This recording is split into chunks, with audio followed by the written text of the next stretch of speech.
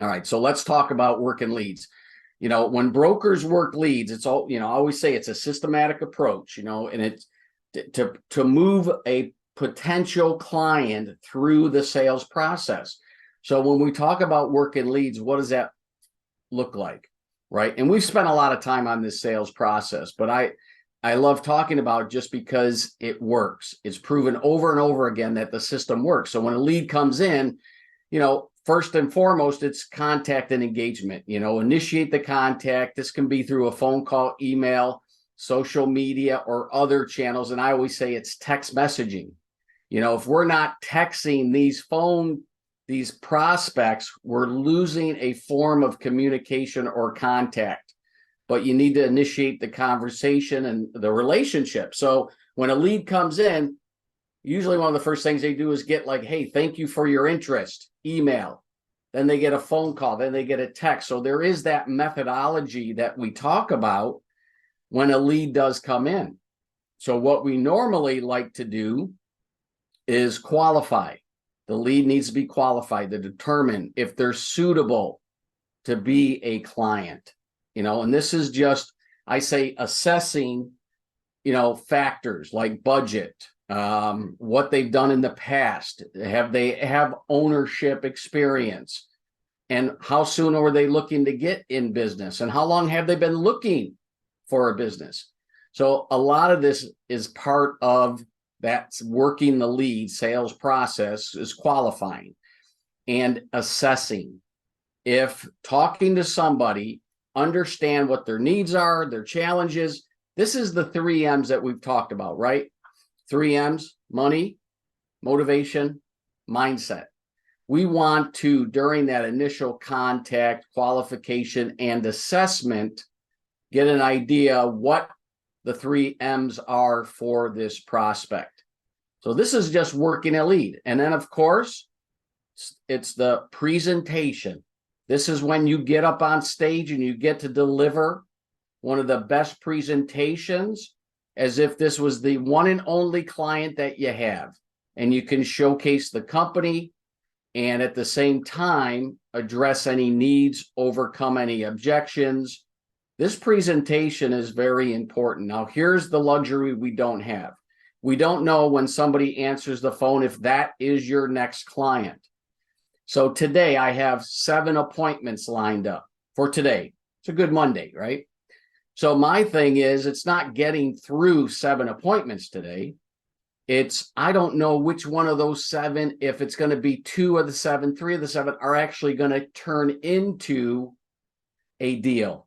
Someone that's going to go through the system and come on board. I don't have the luxury of knowing who that's going to be. So I can assure you, each one of them are not going to be shortchanged. I'm going to give a powerful, engaging, exciting presentation to each one of these prospects.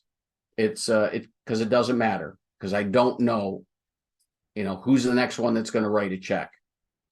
Now there is, and we've talked about follow-up. How important is that in working leads? It's important to just stay in front of the prospect. I always say, if they're going your way, meaning they're not saying no, and they keep giving the buy-in signals, you got to take them to the finish line, right? But you won't know that unless you follow up. And there's been times the reality is the prospect's not going to call me to say, okay, what do we do next? It doesn't work that way. I feel my ego has to say, all right, I have to follow up. Sometimes I want to say, hey, if they want it, they're going to call me. No, the reality is that no one's going to call you expecting them to say, okay, I'm ready to buy. What do you want me to do? No, follow-up becomes very important, because what it does is it gets somebody to the starting line, right? It's not the finish line. It's the starting line. Contract signed, money's in. Now that's the starting line. But also staying in touch, follow up, is opportunities to buy another business, upselling to a larger territory, or what I say, cross-pollination. What does that mean?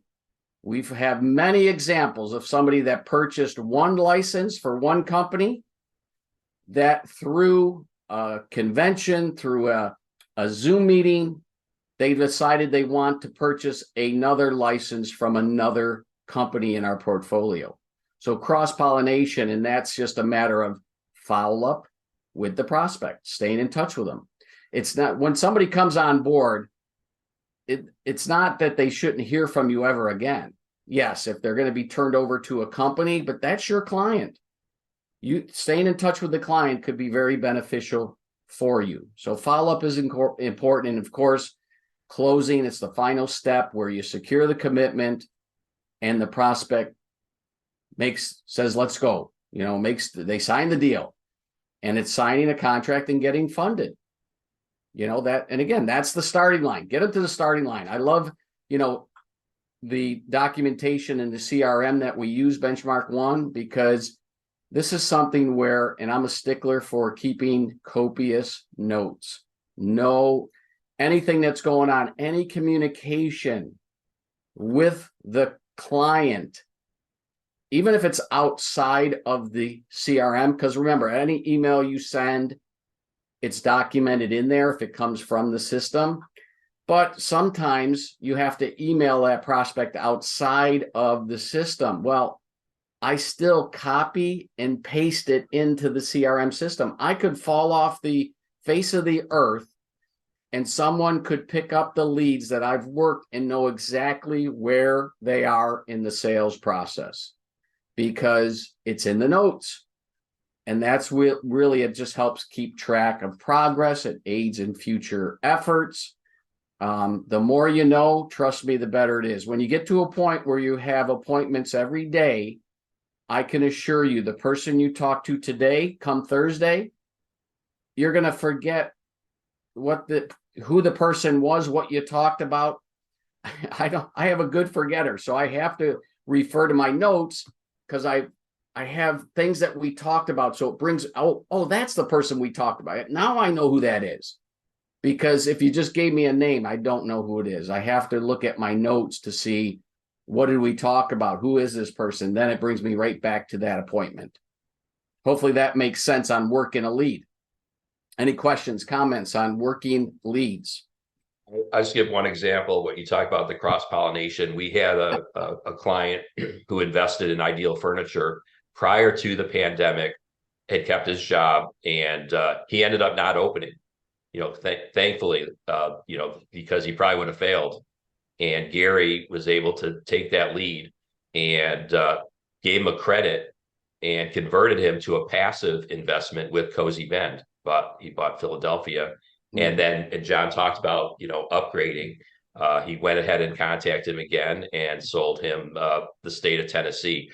How was it, Gary, that you did you get the old leads, or how was it that you even met up with George to get 2 deals out of that? I think I believe John originally said you may want to follow up with this guy because he's had a bunch of inventory just sitting for a couple of years and see what you could do with him. So I took him to Cozy Vend. We gave him a deal because he already had some money in the game. And then just staying in touch with him, like John says, I talk to him every couple of weeks. He likes to chat about stuff. And he said he had a friend who's in Nashville, who's a country western star. He wouldn't give me the name. And I said, well, that might be an area you might be interested in having Cozy Vend there because she traveled back and forth. He was just there yesterday for her concert. So that's how it turned out to be an upgrade for him for the state of Tennessee. And we got a contract out to him. We're getting credit cards this week. So staying in touch is very important. And to go back to one of John's thing about conventions, April was a Aloha Laundry client, and I met her at the convention last year, talked about Cozy Vend, and then she came on board as Cozy Vend in January this year. So she cross-pollinated. Yeah. Taylor Swift, is that his friend? Yeah, right. he wishes. He wouldn't tell me. He was afraid to tell me who it was. I saw the signed contract come in over the weekend. So congrats, Gary. Yeah, I like George, and he's put a lot of trust and faith in us, and think it's going to definitely pay off for him. So appreciate the follow-up. I always say that's Without that It's a follow, fortune in the follow. yeah, there is a fortune. Gary would have not gotten paid. It's if there was no follow up and no connection with that prospect. So the question becomes, I always say, how often do you follow up with somebody before, you just got to move on? Because sometimes, believe it or not, give me the no. If it's not going to be yes, just to put me out of my misery, and the time I'm spending my wheels trying to get a hold of somebody, sometimes I'd rather get the no so I could just move on. Okay, next. That's okay. Not everybody's going to say yes, but when I'm taking somebody down the road, I do have a right to ask for the deal. I have a right to ask for it because they're going my way. Sometimes if they keep stalling out, I got to move on. So I always put what I call a 3-strike rule.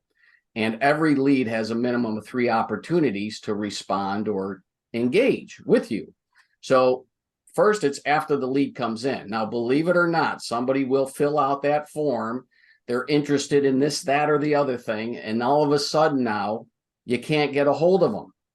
It's a lead that comes in and we've tried calling. And here's the system we have in place is they get at least 3 phone calls. And Brian, I know you are instrumental in putting that guaranteed appointment program together. How often do you follow up with a lead that comes in, it fills out a form, and how many times do you call them? Do you use it 3 times, 2 times, or is it more than that? It's more than that. Yeah. Yeah. I mean, usually they'll get them on the first or second try, but yeah, if I have to, I'll call them every day for 3 weeks. That's beyond. You're a cherry picker. You only do 3. I mean, normally in sales, it's like 10. Yeah, 10 no's to get to a yes. And I could see with a lead coming in, that takes more than 3 opportunities. And I like that kind of follow up when a lead comes in. But then after the initial contact, meaning I've talked to somebody, I've qualified them, I've sent them some detailed information, after that initial contact, I do call them because there's a next step to take.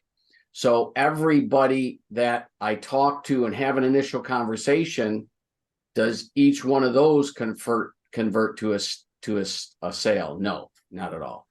But I want to at least reach out 3 times from that initial contact. And after the presentation, they know how much it costs. They have a license agreement. They see what it is, and then it's okay. Now what? 3 times. And of course, after they get the proposal. So presentation, usually when you have a presentation, you send them the proposal. And now they have how much does it cost? How do they get paid? When do they get paid? All the stuff the license agreement brings to the table, I will contact 3 times. Now, when I contact somebody, there's always 2 forms for me. It's either I leave a message and a text. I don't just leave a message. Nowadays, there's no value to that. It's leaving them, because sometimes with my phone, I don't get voicemails until like 3-4 days after. Sometimes it's a week later. Some people don't even listen to their voicemail. So chances are they're not calling you back from a voicemail. I always send a text. That I think has to be normal protocol when following up. Give it a voicemail and a text. That's proper follow-up protocol. If you're not sending out a text, because people are more apt to respond to a text than a voicemail, now you're working the right way. That's working smart. Final message, if I've gotten 3 strikes and now they haven't responded, I will leave them a message and a text that says, hey, I left you a few messages with no response back. Where do we go from here? And that's it. And lo and behold, there is a percentage that will respond to that text. So that's all I'm looking to do, is bring them right back into the mix and pick up where we left off. And if they don't respond to that, well, it's time to move on. I literally, Brian. Well, I put him in the dump file because Brian's working on new deals. But there are those, what I call no sales, those leads that I truly believe are in the database that's worth another round of calls to initiate, to spark interest, to get them going again. It's not every one, but there are deals back there. We just need, we need, a pit bull, somebody that's going to go in there and make those calls and initiate that.